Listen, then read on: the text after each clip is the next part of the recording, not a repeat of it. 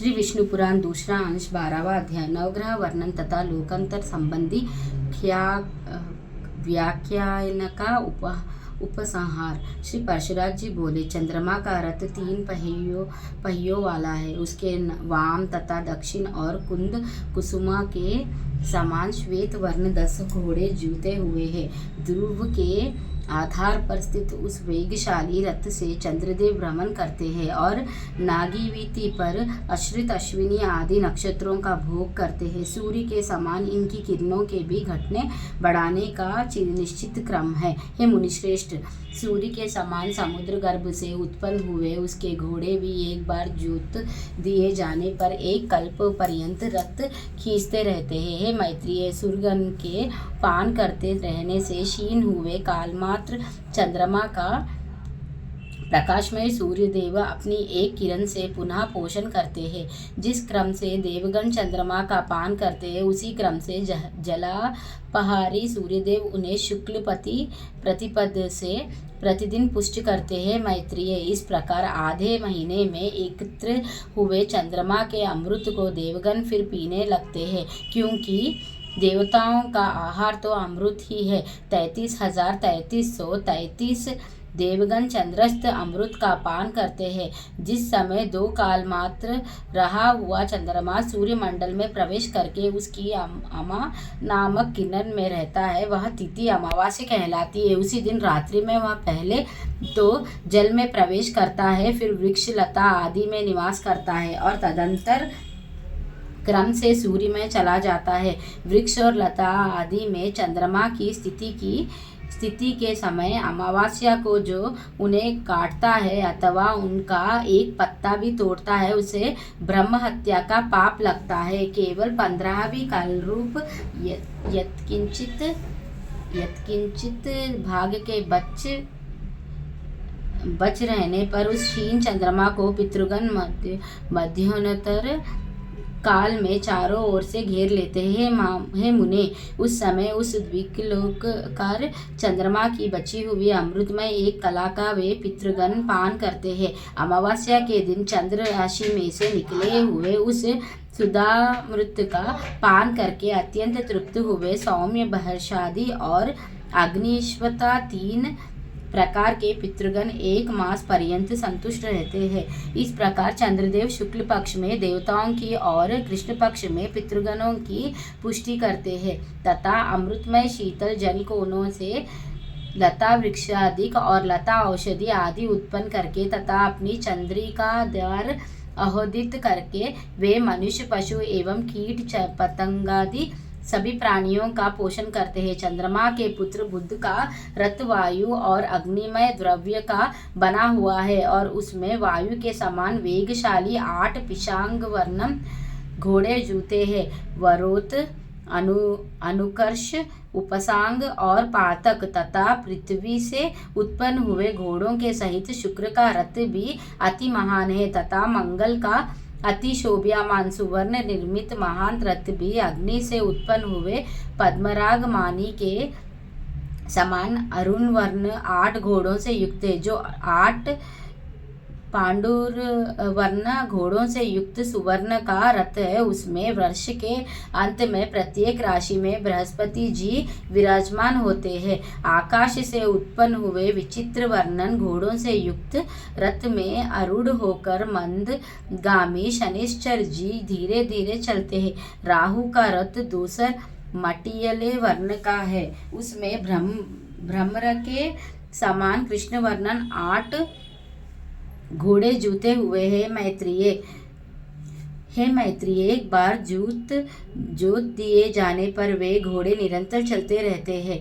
चंद्र पर्व पूर्णिमा पर यह राहु सूर्य से निकलकर चंद्रमा के पास आता है तथा सौर पर्व अमावस्या पर यह चंद्रमा निकलकर सूर्य के निकट जाता है। इसी प्रकार केतु के रथ के वायु वेगशाली 8 घोड़े भी पुआले के धुआं की सी आभा वाले तथा लाख के समान लाल रंग के हैं। हे महाभाग, मैंने तुमसे यहाँ 9 ग्रहों का रथों का वर्णन किया। ये सभी वायुमयी डोरी से ध्रुव के साथ बांधे हुए हैं। हे मैत्रेय, समस्त ग्रह, नक्षत्र और तारामंडल वायुमयी रज्जों से ध्रुव के साथ बांधे हुए यथोचित प्रकार से घूमते रहते हैं। जितने तारागण है उतनी ही वायुमयी डोरियां हैं। उनसे बांधकर वे सब स्वयं घूमते तथा ध्रुव को घुमाते रहते हैं। जिस प्रकार तेली लोग स्वयं घूमते हुए कोल्हों को भी घूमते रहते हैं, उसी प्रकार समस्त ग्रहगण वायु से बांधकर घूमते रहते हैं, क्योंकि इस वायु चक्र से प्रेरित होकर समस्त ग्रहण का आलात चक्र बनेती के समान घुमा करते हैं। इसीलिए यह प्रवाह कहलाता है। जिस शिशुमार चक्र का पहले वर्णन कर चुके हैं तथा जहाँ ध्रुव स्थित है, हे मुनिश्रेष्ठ, अब तुम उसी की स्थिति का वर्णन सुनो। रात्रि के समय उनका दर्शन करने से मनुष्य दिन में जो कुछ पाप कर्म करता है उनसे मुक्त हो जाता है तथा आकाश मंडल में जितने तारे इसके आश्रित हैं उतने ही अधिक वर्ष वह जीवित रहता है। उत्तानपाद उसकी ऊपर की हनोदोड़ी है और यज्ञ नीचे की तथा धर्मनी उसके मस्तक पर अधिकार कर रखा है। उसके हृदय देश में नारायण है, दोनों चरणों में अश्विनी कुमार है तथा जांघों में वरुण और आर्या में है।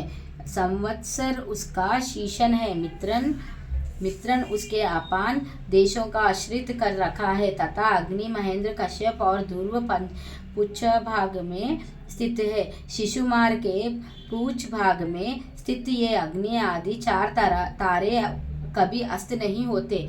इस प्रकार मैंने तुमसे पृथ्वी, ग्रहगण, द्वीप, समुद्र, पर्वत, वर्ष और नदियों का तथा जो उनमें बसते हैं उन सभी के स्वरूप वर्णन कर दिया है। अब इसे संक्षेप से फिर सुनो।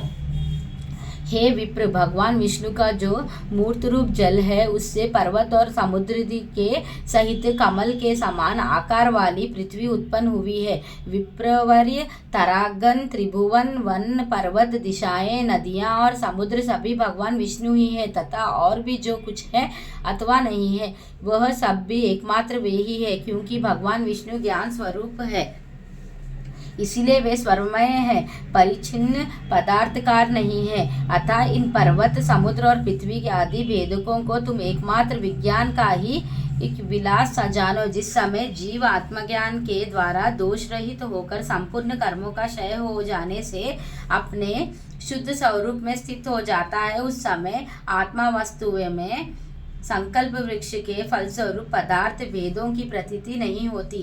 हे द्विज, कोई भी घटादि वस्तु है ही कहाँ, आदि मध्य और अंत से रहित नित्य एक रूप चित्त ही तो सर्वत्र व्यक्त है। जो वस्तु पुनः पुनः बदलती रहती है, पूर्ववत नहीं रहती, उसमें वास्तविकता ही क्या है। देखो, मृतिकी ही घट रूप हो जाती है और फिर वही घट से कपाल, कपाल से चूर्णचर, रज और रज से अनुरूप हो जाती है। तो फिर बताओ, अपने क्रम के वशीभूत हुए मनुष्य आत्मस्वरूप को भूलकर इसमें कौन सी सत्य वस्तु देखते हैं। अतः हे द्विज, विज्ञान से अतिरिक्त कभी कोई पदार्थ ही नहीं है। अपने अपने कर्मों के भेद से भिन्न भिन्न चित्तों द्वारा एक ही विज्ञान नाना प्रकार से मान लिया गया है। वह विज्ञान अति विशुद्ध, निर्मल, निशुल्क और लोभादि